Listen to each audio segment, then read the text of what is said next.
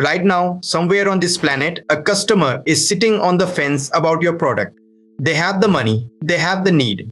They are one decision away from buying. And the thing that pushes them off that fence is not your price. It is not your features. It is not even your testimonials. It is something happening inside their head that you cannot see. A mental movie, a picture, a scene they are playing about owning what you sell. And if that movie is vivid enough, they buy. If it is fuzzy, they leave. That is the entire game of selling. And almost nobody is playing it on purpose. That is exactly what this video is about. So watch till the end. Part 1. The shift. For decades, every sales course on earth taught the same thing. Features, benefits, objection handling, pitch your value, close the deal. That worked when your customer was easy to surprise, when they had 3 options to choose from, when marketing messages were rare. It does not work today. Today, your customer has seen 10,000 ads before lunch. Their brain has built a wall against pitches. The moment you start selling, the wall goes up. The moment you start describing features, their eyes glaze over. But the wall has a side door, and almost no marketer knows it is there. The side door is imagination. When you ask a customer to picture something, their brain does not defend itself. It cooperates. It quietly steps into the scene you are painting. And once they are inside that scene, the sale is already half closed. That is the shift. Stop pitching. Start directing the movie inside their head. Part 2. Why the brain buys pictures. Now, I'm not making this up. This is neuroscience. Princeton researcher Uri Hasson scanned the brains of people listening to a vivid story and found something stunning. The brain of the listener started to mirror the brain of the storyteller. Same regions lit up, same emotional spikes. It is called neural coupling, and it only happens when the listener is mentally seeing the scene. A second study from Stanford by Jennifer Aaker found that information delivered as a story is up to 22 times more memorable than information delivered as facts. Read that again. 22 times. That means every time you list features, you are working 22 times harder than you need to, and losing. Here is why this matters. Decisions are not made by logic. They are made by the emotional brain, which speaks one language only: pictures, scenes, movies. The logical brain comes in afterward and writes a story called "The Reason I Bought This." So, if you want the sale, you have to give the emotional brain what it eats. And that thing is imagination. Part 3. Why imagination outsells every other method. Think about your own buying behavior for a second. When you bought your last car, were you reading torque specifications, or were you seeing yourself driving down an open road on a Sunday morning?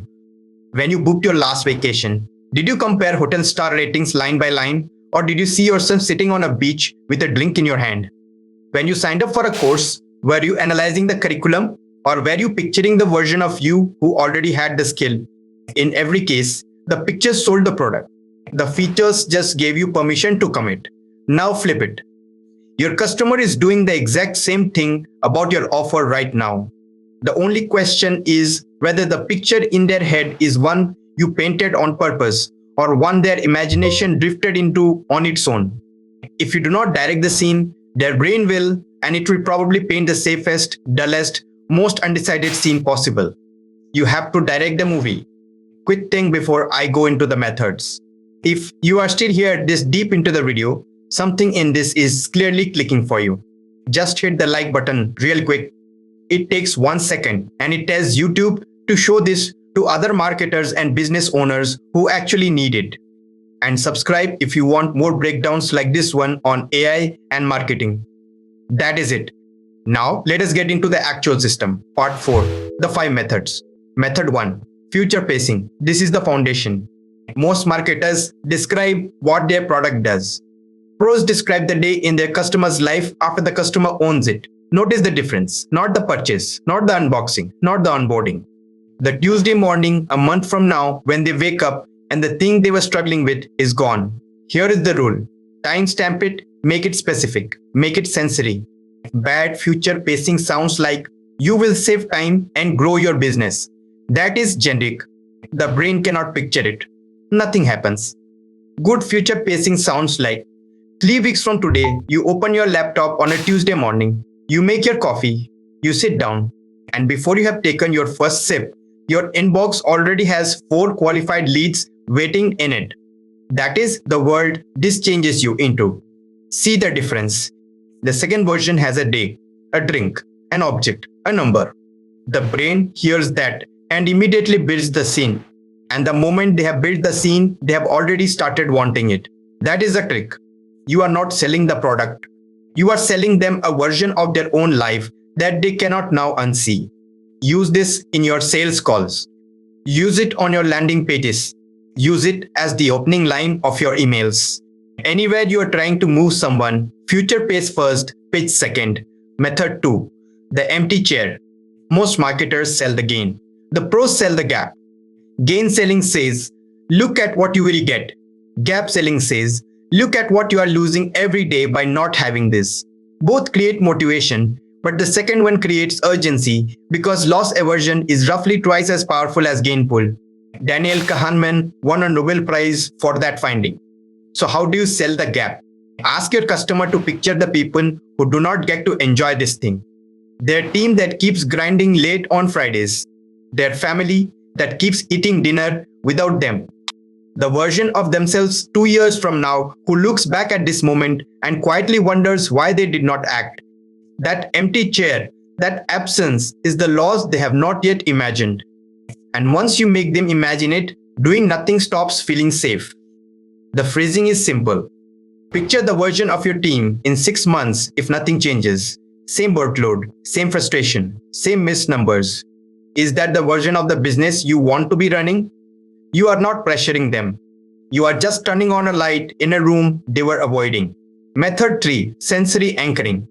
A picture without sensory detail is a blueprint. A picture with sensory detail is a memory. Memories drive action. Blueprints do not. When you are painting the scene, name what they will see, what they will hear, what they will touch, and what they will feel. Compare these two pitches. You will get more sales and grow faster. Versus, you will see the sales notification pop up on your phone while you are at dinner. You will hear the calendar ping when a new booking comes in. You will close your laptop at 5 in the evening and feel the quiet relief of knowing the system is still working while you go for a walk. Same offer. One is a slogan, the other is a movie. You do not need all 5 senses every time. 2 or 3 is plenty. For B2B, lean on sight and sound, the notifications, the dashboards, the pings. For lifestyle products, lean on touch, taste, and smell. Either way, get specific. Method 4, the mental movie test. This is the most underused method on this list, and probably the most powerful one. Because here is the truth. Most marketers cannot shut up. So at some point in your pitch, you stop talking and you hand the camera to your customer. You ask them, in this exact order, picture yourself a year from now. If this works out the way we both hope, just 1 year, what does your business look like? What does your morning look like? What is the first thing you are doing differently? Then you shut up. You let the silence sit. You do not fill it. You do not rescue them. You let them describe it. And here is the magic. Whatever they say next is the thing they actually want to buy. Not what you assumed they wanted. Not what the brochure said. The real thing. 2 things happen the moment they say it. 1. You now know exactly what to sell because they just told you. 2. They have partly already bought it from themselves because the brain treats things we say out loud as more true than things we only think. Your only job after that is to reflect it back. So what I'm hearing is you want X by next year. Here is exactly how this gets you there. The close writes itself. Method 5, the reverse sequence. Order matters more than words. And this is the order most marketers get backwards. Do not paint the dream picture first. Paint the painful picture first. Have them imagine the next 12 months continuing exactly as they are right now.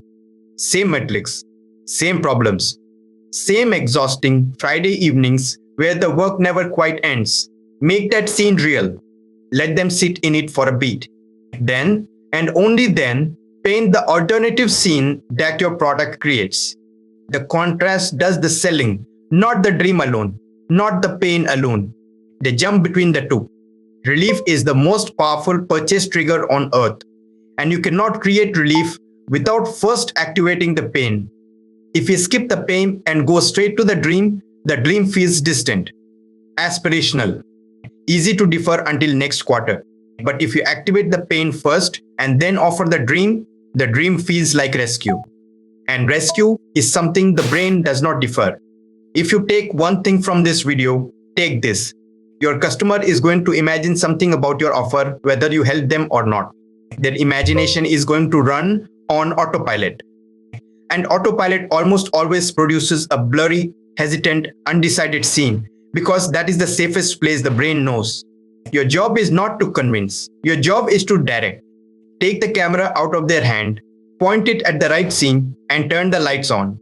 Do that, and you will never have to close a sale the old way again. The picture will close it for you. Like the video if it was even 1% helpful. Please hit the subscribe button for more videos like this on AI and marketing. I am Vijay Kumawat, signing off.